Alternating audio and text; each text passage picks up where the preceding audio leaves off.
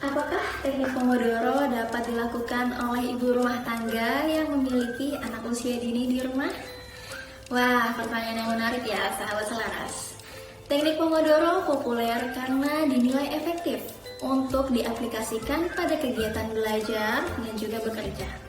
Begitupun yang saya rasakan saat saya masih bekerja kantoran.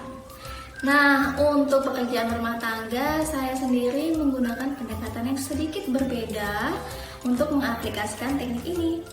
Sebelum kita bahas lebih lanjut, yuk kita kenali dulu apa sih teknik Pomodoro. Teknik Pomodoro adalah teknik manajemen waktu menggunakan pengatur waktu atau timer.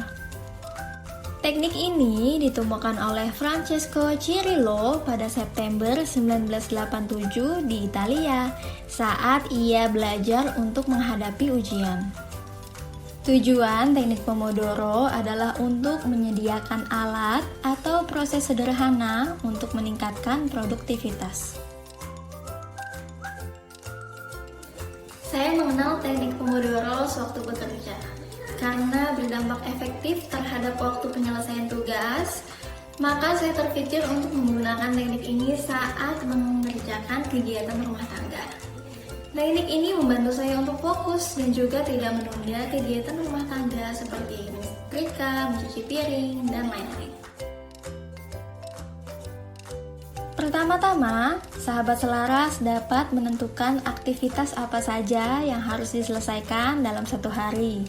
Setelah itu, bagi aktivitas untuk dikerjakan dalam sesi atau siklus waktu yang terbagi menjadi 25 menit bekerja dan 5 menit istirahat. Konsep interval waktu inilah yang disebut sebagai teknik Pomodoro, yang berarti tomat dalam bahasa Italia.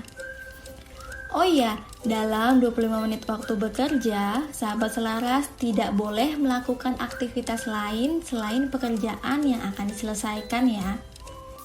Setelah melakukan 4 sesi Pomodoro, maka sahabat selaras dapat mengambil istirahat yang lebih lama lagi, yakni sekitar 15-30 menit.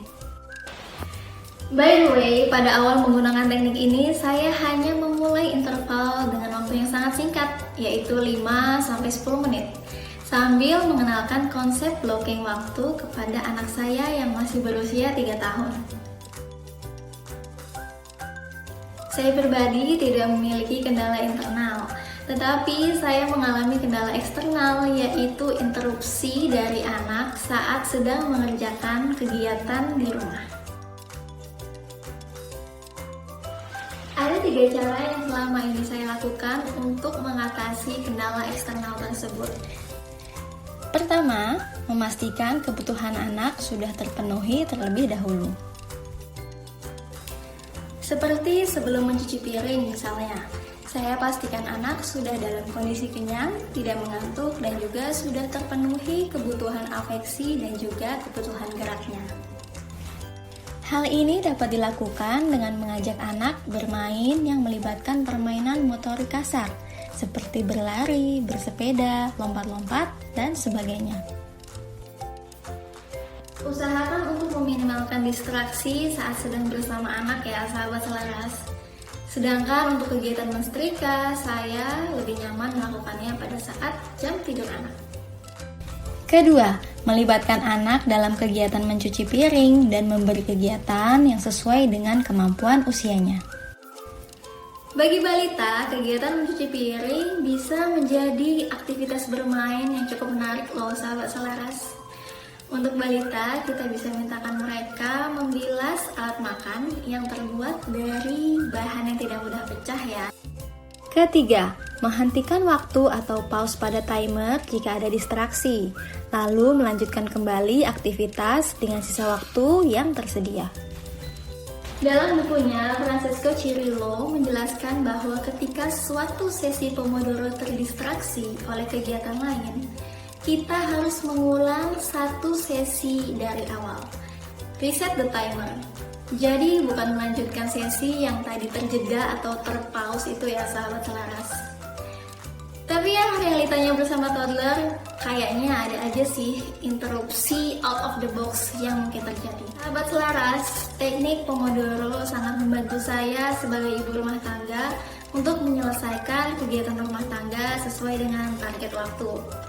Namun, mengingat kebutuhan balita yang tidak mungkin diabaikan, maka saya sedikit melakukan improvisasi ketika terjadi distraksi, yaitu dengan menjeda timer lalu melanjutkannya kembali tanpa memulai satu sesi dari awal. Bagaimana? Apakah sahabat selaras tertarik untuk mencoba teknik ini di rumah? Atau ada yang sudah pernah mencoba teknik Pomodoro bersama si kecil?